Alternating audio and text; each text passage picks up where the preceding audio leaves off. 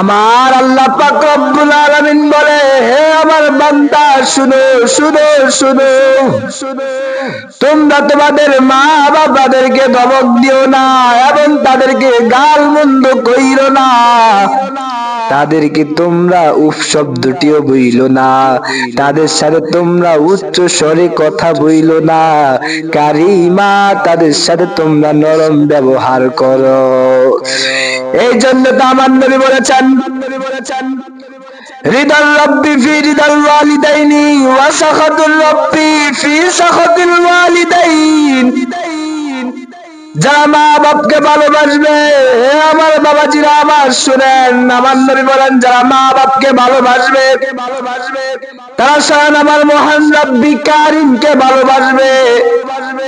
আর যারা মা বাপকে ভালোবাসবে না, আমার নবী বলেন এরা